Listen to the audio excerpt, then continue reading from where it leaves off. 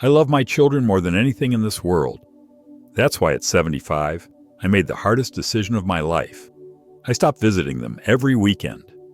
The reaction was immediate. My daughter cried, my son stopped calling, my grandchildren asked if I didn't love them anymore. But 3 months later, something unexpected happened. My health improved dramatically. My happiness returned. And surprisingly, my relationship with my family actually grew stronger.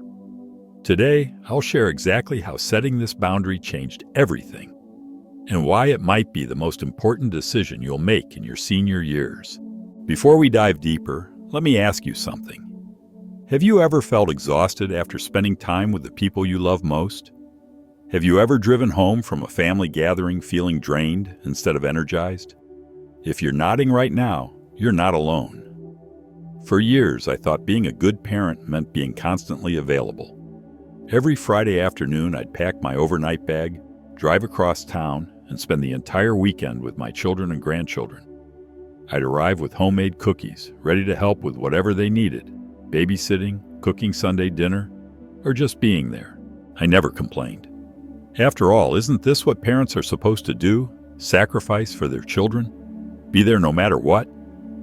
But at 75, something started to change. The drive that once felt easy became exhausting. The stairs at my daughter's house left me winded. The noise of my grandchildren, which I always loved, began to overwhelm me.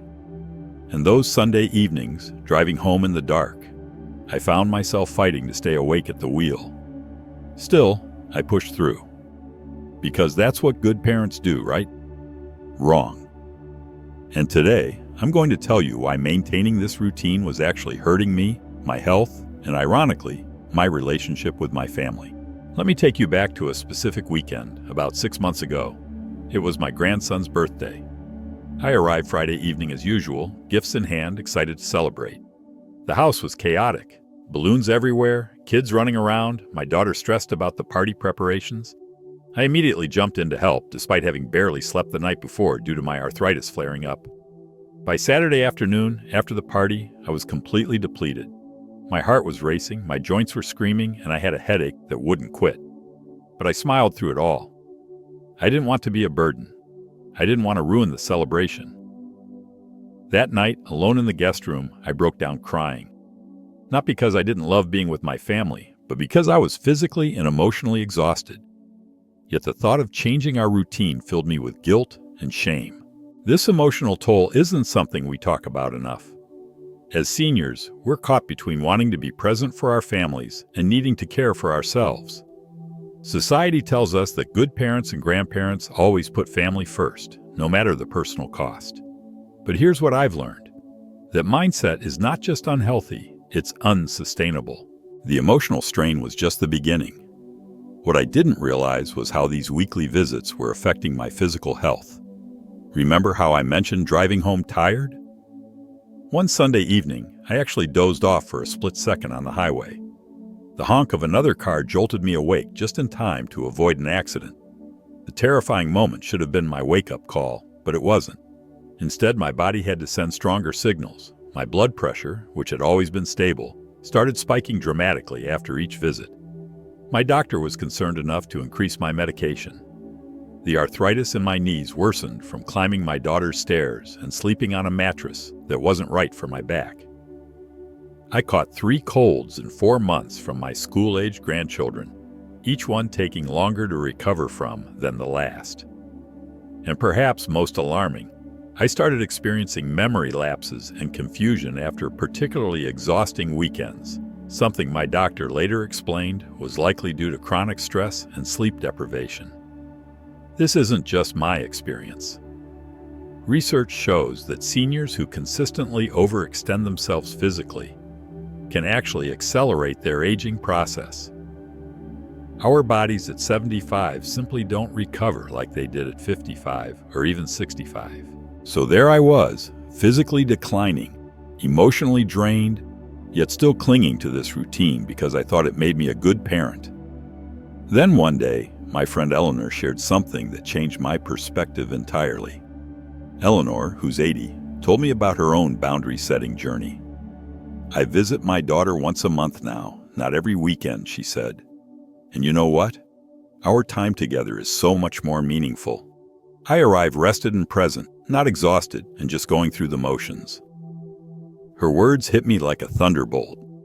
Was it possible that seeing my family less could actually improve our relationship? This led me to research the psychology of boundaries, especially for seniors. What I discovered was eye-opening. Healthy boundaries aren't selfish. They're necessary for meaningful relationships at any age. As we get older, our need for recovery time increases significantly, making boundaries even more crucial. Children and grandchildren actually benefit from seeing healthy boundary setting modeled by their elders. Most importantly, I learned that quantity of time doesn't equal quality of connection. In fact, overextending ourselves often diminishes the quality of our interactions. Now you might be wondering, how do I know if my family commitments are too much for me? Let me share the warning signs I wish I'd recognized sooner. First, physical exhaustion that lasts more than a day after the visit. If you're still recovering on Tuesday from a weekend visit, that's a red flag. Second, anxiety or dread before visits. I used to get stomach knots every Thursday just thinking about packing for the weekend. Third, feeling relieved when visits are canceled. I remember when my daughter once called to postpone because her kids were sick, and the wave of relief I felt was immediately followed by guilt. Fourth, health issues that worsen or appear after visits. Those blood pressure spikes and arthritis flares weren't coincidences. Fifth, resentment that you try to suppress. I never admitted it, but sometimes I felt frustrated watching my children relax while I helped with their children and household tasks. And finally, feeling like you've lost touch with your own life and interests. I realized I hadn't worked in my garden, attended my book club, or even seen my local friends in months because weekends were always dedicated to family. If you're experiencing even 2 or 3 of these signs, it might be time to reconsider your routine, just as I had to do. Recognizing these signs was one thing. Actually, changing the pattern was another challenge entirely. I spent weeks gathering my courage, rehearsing what I would say, and preparing for potential backlash. Finally, I invited my son and daughter to lunch, just the 3 of us, no grandchildren, and shared my decision. I love you both more than words can express, I began. But I need to make a change. Instead of visiting every weekend, I'd like to come once a month, but stay for 3 days instead of 2. This will give me time to rest between visits and take better care of my health. Their initial reactions were exactly what I feared. My daughter's eyes filled with tears. But the kids look forward to seeing you every weekend, she said. My son was more direct. Is something wrong? Are you upset with us? I explained that this wasn't about them. It was about my physical limitations and needs at 75. I emphasized that I wasn't reducing my love or support, just changing how I expressed it. The conversation was difficult. There were tears, questions, and yes, some guilt tripping. But I held firm, reminding them that this change would help me be more present and energetic during our time together. I also proposed alternatives. Weekly video calls with the grandchildren, occasional weekday lunches when possible, and special one-on-one outings with each family member.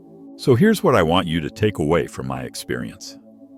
Setting boundaries with family isn't selfish, it's essential, especially as we age.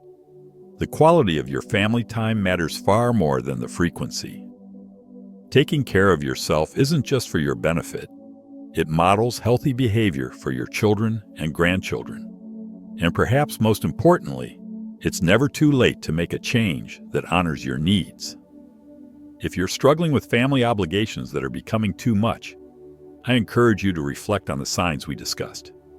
Consider what boundaries might help you maintain your health and happiness while still nurturing those precious family relationships.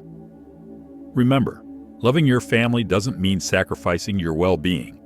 In fact, the greatest gift you can give them is your authentic, energized presence, even if that presence is less frequent than before. I'd love to hear your thoughts and experiences. Have you had to set similar boundaries? Are you considering it now? Share in the comments below, and let's support each other in this important conversation. Thank you for listening to my story. I hope it helps you find the courage to make whatever changes you need to to thrive in your senior years. If you found this video helpful, please give it a thumbs up and subscribe for more insights on navigating life after 70. And don't miss my next video on how to reconnect with your adult children on your terms. Click the link on your screen now to watch it. Until next time, remember that taking care of yourself isn't selfish, it's necessary.